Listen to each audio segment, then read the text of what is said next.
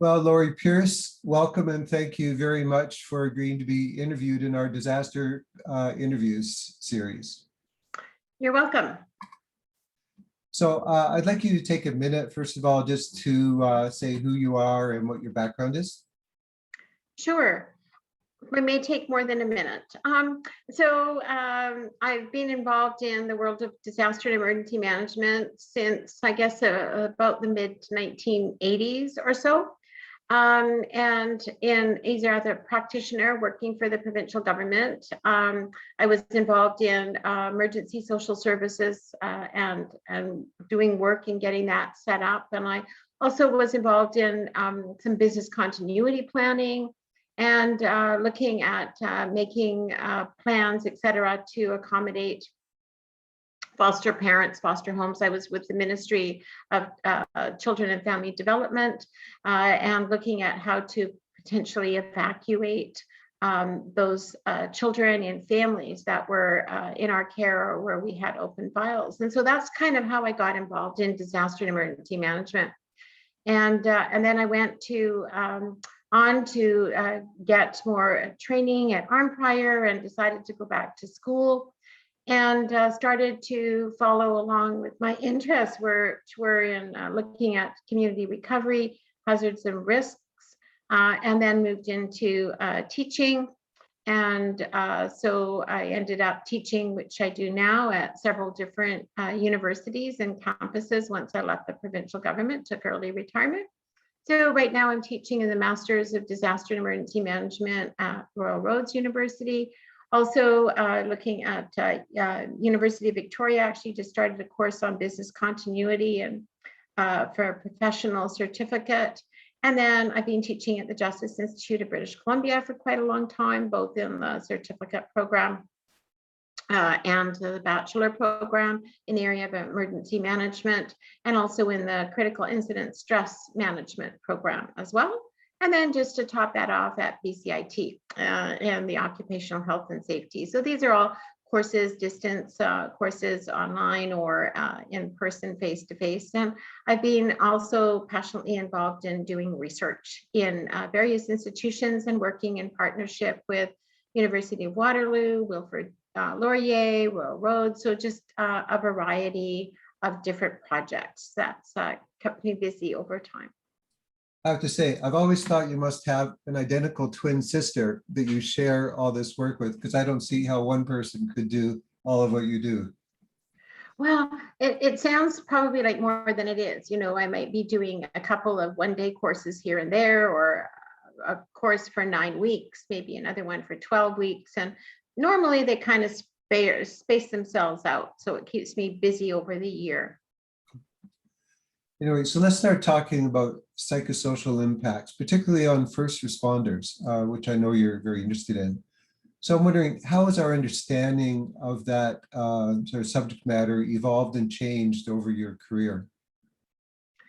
Well, it's interesting. I first became really aware of the psychosocial impacts of not so much disasters, I guess, but what we would call now critical incidents, or just seeing what happens to people on the job as part of my work with what now is the Ministry of Children and Family Development, but was as one of the originating workers in what was the Car 86 program, which is still going today in Vancouver, which was a car that was developed with a social worker and a police officer. And we used to go to family dispute calls, serious child welfare calls for a little bit until Car 87, the mental health car, got set up. We would deal with mental health calls as well. And so I became very passionately interested in looking at what was happening to people in crisis situations, but also looking at what happened to first responders. And as I worked with different police officers and got a chance to chat with them, et cetera, I could see the toll of what they were doing and what they had seen and what that was doing to them in terms of their family relationships, marital relationships, and some of the problems around alcohol use, for example, anger management. And so that sort of got me really interested in what's happening to people.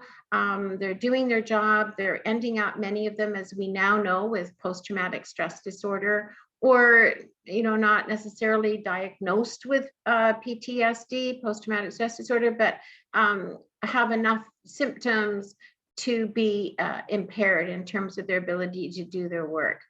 And I noticed the same thing in firefighters, in paramedics that I worked alongside with as well. And so one of the things I was concerned about sort of got me into looking at the issues with first responders. And then when I went to the training that was through the Canadian Emergency Preparedness College at Arnprior, I met more first responders and started to put together a picture of what I saw was happening, and thinking there's got to be some solutions and some ways of managing some of that.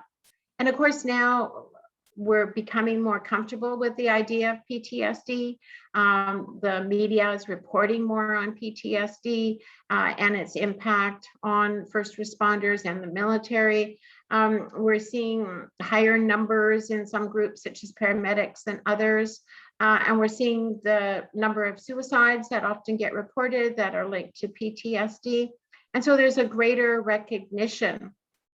And now, at least, for example, in British Columbia, WorkSafe BC recognizes as an occupational illness, if you like, PTSD, as a result of an incident that has happened as a result of one's work, as a disability. And so they're covering treatment for it. So that's a big shift from not even recognizing it was an issue. And it was kind of the suck it up, buttercup, let's just keep on going. This is the work you signed up for, to recognizing those impacts. But there's still so much more that we need to look at. And I'm particularly interested in recognizing what those various stressors are, and then looking at what can we put in place. And I say we, meaning how can researchers help practitioners?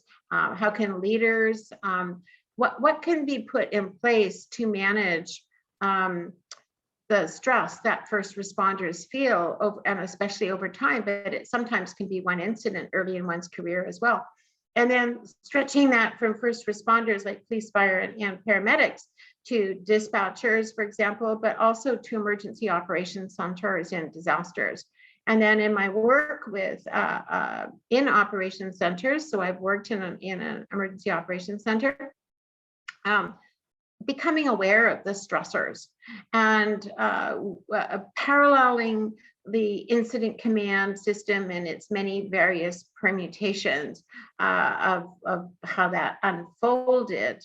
The psychosocial element really was missing, and it sort of was a one-liner under the risk management portfolio, if you like, in the model. But it didn't recognize the skill in being able to manage that. And psychosocial health, if mentioned at all, was way buried down under health, somewhere under operations. And it wasn't, and it still is not fully recognized as a role to play. And so the person who's doing risk management in terms of safety, liability, and all those other concerns is not the person to be putting into place many of the strategies and supports that are needed for emergency operations staff as well. So that's what got me involved in some of the additional research I did as the research chair at the Justice Institute of British Columbia on the SimTech project, which is a project that was funded by Defence Research and Development Canada and supported by Health Canada, was really to look at what are the stressors of those working in emergency operations centers, which tend to be senior staff and decision makers. And given that, once we recognize what the stressors are, then what are the strategies that we can put in place to alleviate those stressors and allow people to do their job as best possible? So that's kind of where I see my work having gone, but not in the field. That's still not recognized. I still don't see that position on those charts, which really should be straddling outside of the boxes and span of control for emergency personnel in emergency operations centers. So I'm wondering at an organizational level and then at an individual level with people that you interact with one-on-one. I've read about, and you referred to the stiff upper lip culture. I've read about how the culture is resistant to that aspect of, recognizing and admitting to that kind of vulnerability and, kinds of problems.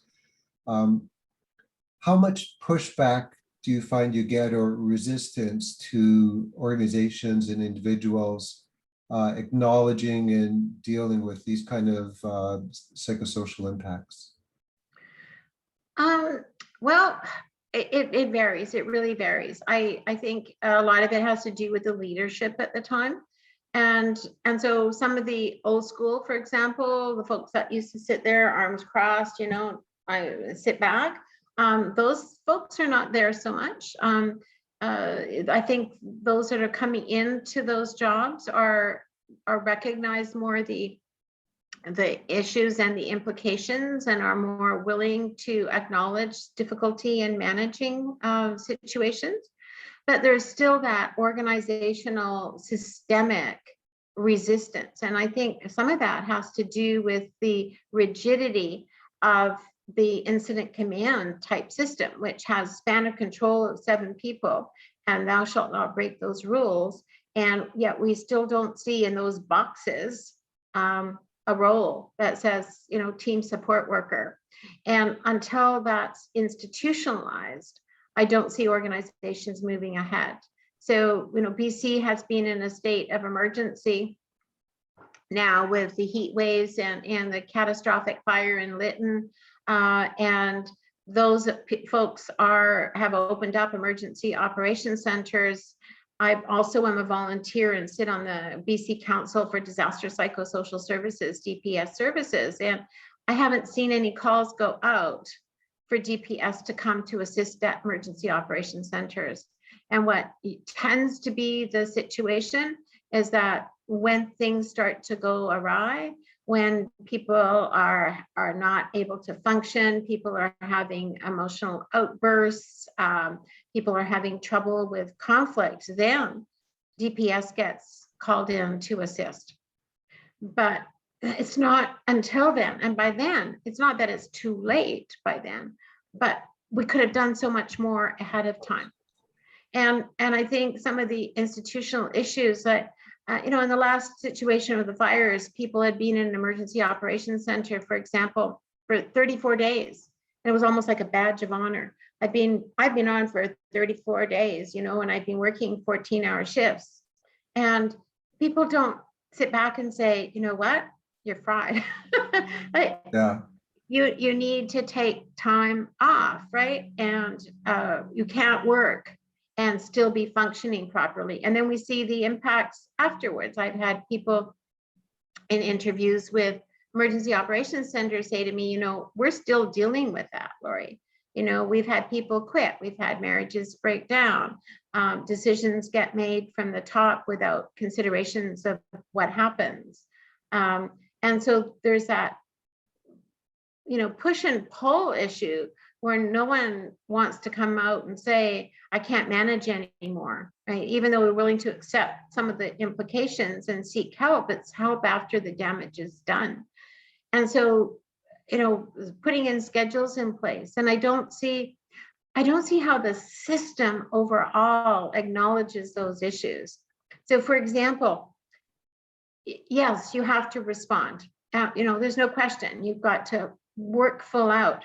But then the issue becomes, if you're working full out, who's there to come to backfill behind you?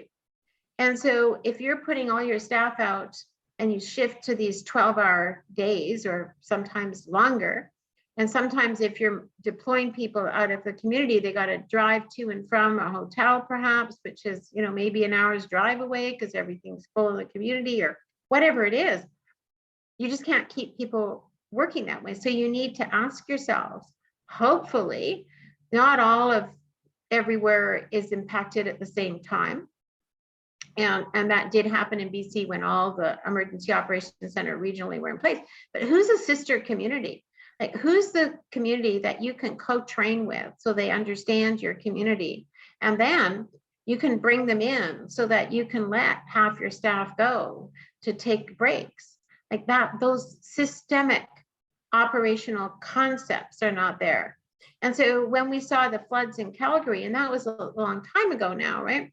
Yeah. They worked full out in Calgary, and then they brought the team from Vancouver, firefighters, to bail them out in Calgary because they'd worked 30 odd hours straight, and they needed to be someone to come in. But they very quickly realized that you can't just bring a team in and have them totally function, because they don't know your community. They don't know that this road will be flooded, but this back road here will get you around the flood, or they don't have that knowledge of the community in place. And so then what they, and then you had two different operating systems, one working on ICS and the other not.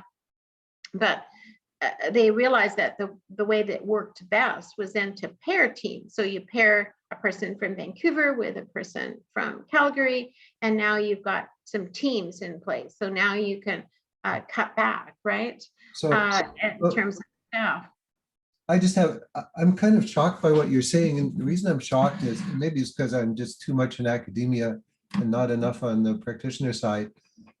But I was under the impression that it was a standard policy, or at least practice, that people would be limited in terms of the amount of time they spend in EOCs in high pressure situations, and that management would rotate them around and give them breaks, just because it's well known that decision-making ability degrades over time. Like we all know that. That's been known for a long time. But you're telling me this isn't the case at all, and I'm just feeling shocked about that. Yeah, it's not the case at all. In fact, if you take a look at some of the agreements and staffing agreements in municipalities, many of them in disaster type situations have a 10 on, 1 day off policy. And yeah, and so you see people working all kinds of different rotations, but what would work best, given that we've accepted this 12-hour shift pattern, which most first responders are on. So they're on 12 hours on, like 4 days on, 4 days off, 12-hour shifts. We see the same thing in hospitals now, where everyone's on these 12-hour shifts, even though, and these crazy patterns of, like, it's not even just 4 shifts, it's like 2 days, 2 nights, right?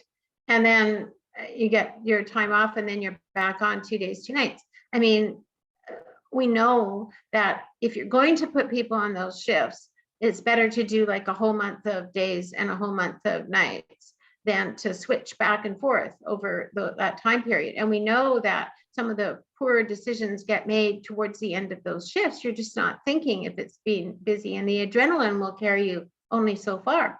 But we still have all these emergency responses and hospitals working on these 12-hour shifts to start with.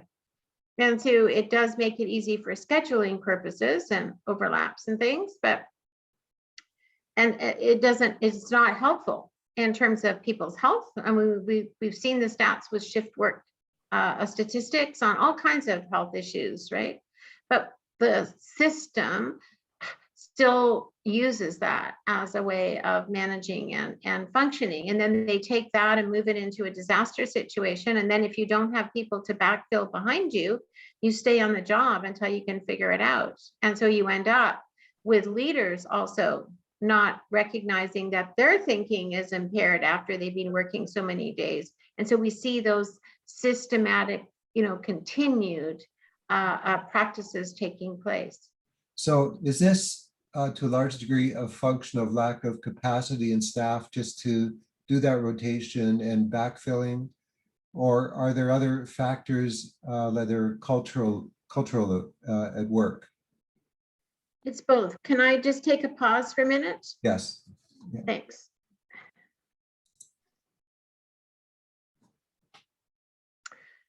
It's a good question in terms of how much of it is individual, how much of it is organization, how much of it is culture. I think there's certainly a cultural aspect to it, but I think leadership is one of the key things. And I think one of the things that we know for leaders is that if you don't practice good self-care, I'll say, or worker care, then those under you won't. So if you say to people, go and take your break, but you don't take a break, then people won't take a break because they'll see it as a sign of weakness. And we see this continuing to happen at all levels, right? And people acknowledging, I mean, even Dr. Bonnie Henry around the pandemic in BC, who made a great name for herself in Canada and internationally, and I think has done an awesome job in many ways. She'd been doing those briefings every day during the week and appearing on stage and doing all that work. And after a year, she's saying, well, I think I had 1 week off and I'm working 6, like, really, Bonnie? Like, if you don't take the time off, your staff aren't going to take the time off either. You need to recognize that. And I think that leaders need to recognize and need to build into their organizations redundancy at all levels. Like, who's going to take your place? Now, there are some situations for sure, you are the figurehead, you need to be there, but you don't always need to be there. You can't always be there when we have these disasters. Like, we're entering firefight season this year now. But 2017 was a horrible year. 2018 was a horrible year. Emergency operations centers were up and running for months. You just can't function. So this idea of who's there to bail us out, who's our sister community, who's our buddy, both at an individual level, at an organizational level, and as the bigger picture at the top levels, like who's there, who can we call on? So if we're impacted as a country with disasters, that is a real difficult problem to cope with.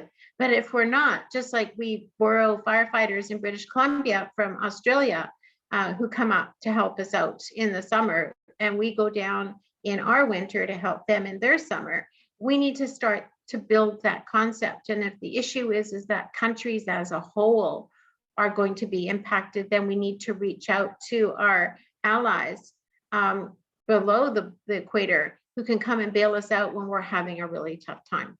And for some of the more localized hazards like flooding, for example, then we need to all have communities that can come and have some degree of awareness. So we do cross training. So we start to relieve the pressures, plus we are able to better operationalize and make better decisions.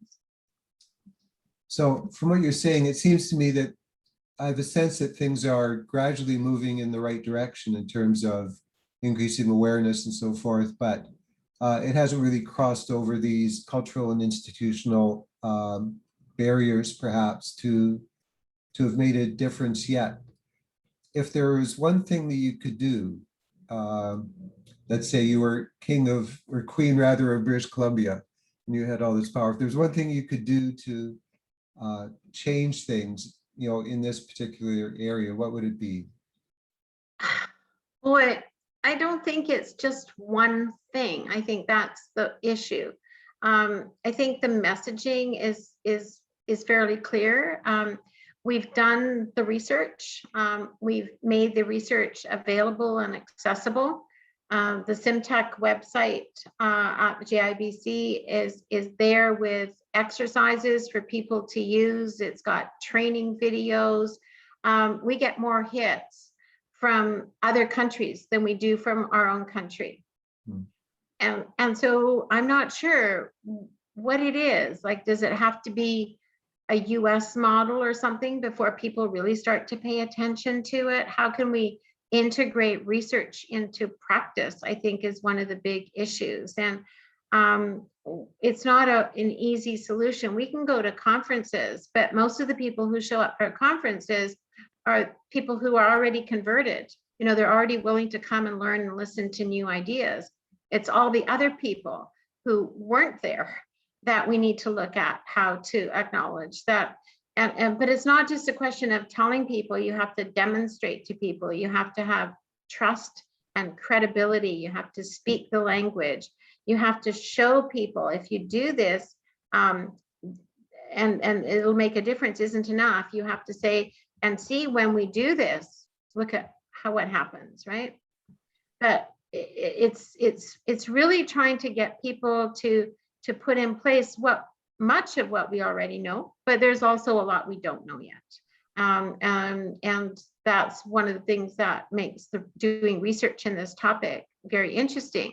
And I think it's a real issue for people to look at research in the field of disaster and emergency management, because many of the funding organizations are discipline oriented. You know, like if you go to answer funding or shirk funding, it's like sciences and it's health issues or CIHR. But disaster management doesn't neatly fit in one of those categories. It always is involving something else. And I think that organizations and the priorities are very reactive. It's like, okay, we're going to deal with floods now because we're flooding. And then everything we're doing on earthquakes, on pandemics, on everything else just disappears. And we're all, working on this. And then, okay, the floods are over. Phew, we can get back to, oh no, now we're into a pandemic. Okay, now everything into pandemic. And then, oh my gosh, now we're into fires. Thank goodness the pandemic is winding down. But then the pandemic comes back. And now there's no systemic issue. The heat waves in British Columbia, we're recording right now over 700 deaths from heat waves.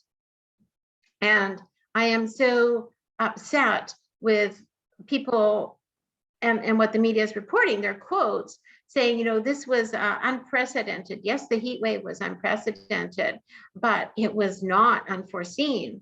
We know about heat waves. We've known since the Chicago heat waves when over 500 people knew what to do. We know when 30,000 people died in Europe, we know what to do.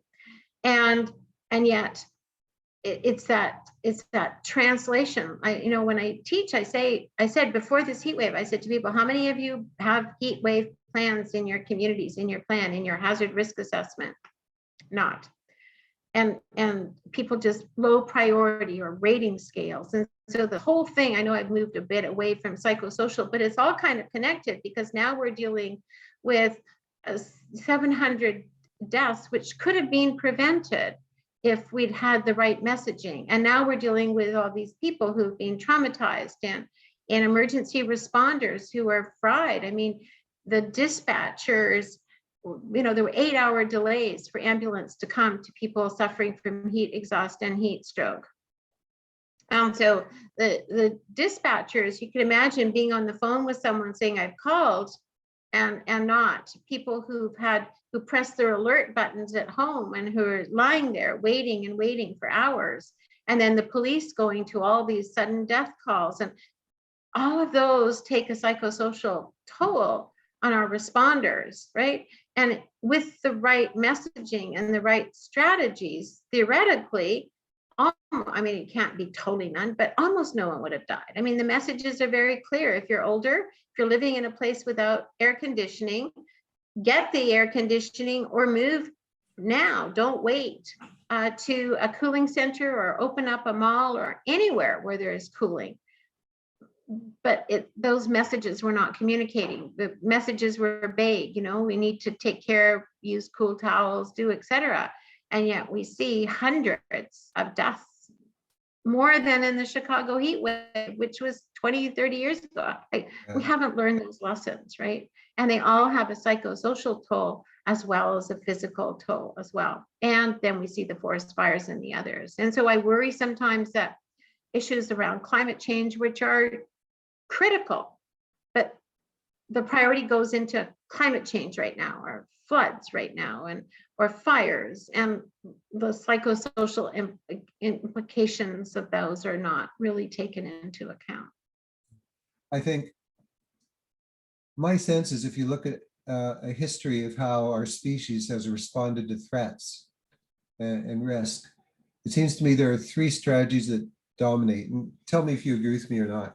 And I've asked Ian Davis this as well, just to get his take on it. So one is denial. There's a lot of just denial that goes on. We saw a lot of that with the COVID, especially in the States. And your comment about being reactive, I agree, we're extremely reactive, and we're also incremental. So when we do react, we'll take like minimum steps. instead of, maybe the larger steps that needs to be taken. And these three dominant strategies, it seems to me, and we're probably like biologically and culturally, evolved to use them, and they've worked pretty well. And I think they work well in times of equilibrium when large changes are happening, but don't work nearly as well when there are large changes happening in the world, like are happening right now, with climate change and population growth and urbanization, so forth, species extinction. Our world is experiencing a whole series of sudden shocks. And if this is sort of a bird's eye view kind of thing, but and we've shifted a lot away from psychosocial, but it's interesting stuff. So it seems to me the biological and cultural adaptation strategies that we have developed that have worked very well for us in the past are becoming increasingly disconnected from the world we live in now. And do you agree with that, or do you think it's too pessimistic of you? I don't think it's pessimistic. I think it's somewhat realistic. But it's really, I think, because of people's priorities or sense of priorities. And when you're in the middle of it, it's difficult to see how to get out of it all. And our world is connected. I mean, people talk about global economies, et cetera, what happens in one place, chaos theory, all those things, they'll come together, but it's the lack of ability of people to make connections. And I mean, there's so many pieces to it. I was at a conference, just the Nest conference, just a month ago, and one of the speakers spoke about literacy, and the topic was on literacy and emergency management issues. And I was shocked to find out that literacy is measured on a scale of 1 to 5. And 3 means that you're basically functionally literate, which is not just ability to read and write, but to synthesize material as well. And 45% of Canadians do not function at that level. They're at level 1 or 2 or less. 45%. So when we take a look at our ability to educate and to teach and to put in place critical thinking for folks, only 15% are in the 4 or 5. We're trying to work with and help 45% of Canadians who can't do much more than read a prescription on a medication bottle. Okay, so if we're going to move forward as a society, we need to get back to some of those key fundamentals around education and being able to support those who developmentally, et cetera, are not able to get up to higher levels. But we need to be able to look at all of those issues and how they're all connected. I've just become more and more aware of all these threads that lead to people, not taking things seriously, not looking at the bigger, broader picture of things. Some of the anti-vaxxers and the effects of social media and what that has done to younger people, but also the lack of social media to older people. They're all connected, right? We saw the messaging go out back to the situation with the heat waves. They said we were on Twitter, we were on, et cetera, et cetera. How many of these people who are 80, 90-year-old do you think are on those social media platforms, right? Tiny. So you're not using those mechanisms effectively because you're not necessarily taking into account those older populations and how to reach and access them. We're not looking at who doesn't get the message, right? Even when it's a good, strong message. And disaster management, I think, is what makes it so fascinating. And it's also one of the reasons I'm still here in this field, is because the more you get involved, the more you start to see what takes place, because I am a disaster psychosocial services volunteer as well. So I also go out to disasters and help responders and people, residents who've been impacted by disasters. The more I see all these connections taking place, the more there's so much more to be done. And so I think the optimistic view is there's so much more to be done, and it is incremental, and we can make small steps. And I think one of the neat things is that sometimes you take what you think is a small step, but it mushrooms up and it becomes a much bigger thing. And so you never know when that tiny little step is actually going to take you up 3 more steps, right? But that's what makes the field so interesting, and but also so difficult to try to get a good handle on, and on terms of how to improve things. We know certain things that are science-based. If we do this, this will take place, and here's the proof, and then we just have to figure out how to communicate it. In disaster management, it's all these little pieces around the psychosocial that all have an impact that we need to take into account. And often, again, those psychosocial pieces are very reactive, and it's then trying to patch the holes as opposed to fixing the hole before it opens up. That's probably not a very good analogy, but yeah. Well, it sounds like mitigation and preparedness to me. It does, doesn't it? Absolutely. Maybe we're not as good at practicing what we preach as we would hope. I think that's a key. I think that's a key thing. I think, you know, I mean, I take a look at provincial organizations and how many of those people actually have an education in emergency management. I don't know. I find that in many cases, people have got transferred from one ministry in government over from transportation or over from whatever, and they haven't actually gone and got a university degree or even a diploma or certificate in emergency management. And that starts at the top all the way down. And so if you don't understand the complexities of the issues, then your decisions from the top down tend to be quite siloed. And, you know, we have in Canada fire chiefs as the persons who are most likely to be responsible for emergency management or under the fire chief. Fire chiefs do a great job. They're brought on to deal with fires. How many fire chiefs have got an education in disaster and emergency management? That's way beyond, for many of them, their scope of how to put out fires, which is critical, right? But it's not it doesn't mean because you can put out fires that you can do disaster management and understand all the other issues. It's really a question of bringing together all of these subject matter experts and using that. So it's much more of a connector job in disaster management because no one can know everything, right? Including the psychosocial impacts of it. So it sounds like you are a proponent of the professionalization of emergency management. Like has happened with accountants and HR and nursing, other professions have gone through this process where it's legislated. There are legal and professional requirements in order to say you can function in that role, and that doesn't exist in our field yet. And from what you're saying, if we can do that, you would consider it a big step forward?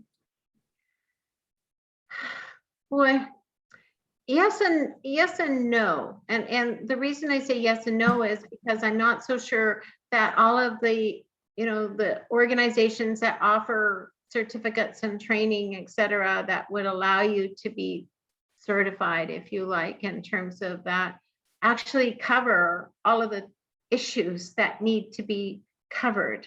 And so that's some of my hesitancy around it. So I'm a registered social worker. There's a college of social workers. There's an association of social workers in British Columbia and national ones. But in British Columbia at the moment, there's no requirement to be a registered social worker to call yourself a social worker. So for example, Really? in government, social workers are not registered. And, Wow. and yeah, and when you look at some of the reasons for that, it's partly government would then, as part of staffing, would have to pay for the registration, which costs money to be registered. You have to pass an exam to get in, and then you have to have so many hours of continuing ed every year, and you have to document all that in your learning plans, and as professional organizations do. There's different standards, like in British Columbia, to be a psychologist, you have to have a PhD. But in other provinces, you don't. You can be a psychologist with a master's degree. So I'm just bringing those up to understand some of the complexities of certification. What does that really mean? Is it transferable? Is there, what is the scope? And I know there's different organizations that offer that. And we have, business continuity under DRE and BCM, and we have different other groups that provide those things. But it's such a interesting field with so many disciplines in it. I think you do need to have an overall understanding of the complexities of the issues. And I don't know that it's necessarily based in a course or program that says easy as, I don't mean that the work is easy, but I mean it's easier to say if you're an engineer and you're a civil engineer, you need to know and understand this. If you're an electrical engineer, you need to do these. If you're there's like all these branches of engineering. If you're a nurse, you need to be able to provide these basics, and then you take training to be a critical care nurse, an ER nurse, an ICU nurse, like all these different areas, right? In disaster management, it's almost like you need 30 different things to be able to really understand all of it, and no one would be able to do that. So I'm not so sure exactly where that is, but I do agree that there needs to be some general understanding, and that rather than and or related experience, which is what most of them say, it's more than just that. But I know our time is almost up, and I'd like to bring us back to where we started, which is about psychosocial impacts, especially on first responders. Is there any last comment you would like to make as we try and bring it back to that topic? I guess my comment would be, look after yourselves and each other. Think about that. Think about bringing in team support workers in emergency operations centers. Talk to your colleagues about what you've gone through, the good times and the difficult times, and look at how to include your family and support networks so that you get the supports you need away from the workplace as well. That would be probably my key message. Well, Dr. Pearce, I would like to thank you very much for the time we just spent together right now, and I look forward to our next conversation. Absolutely. Thank you so much.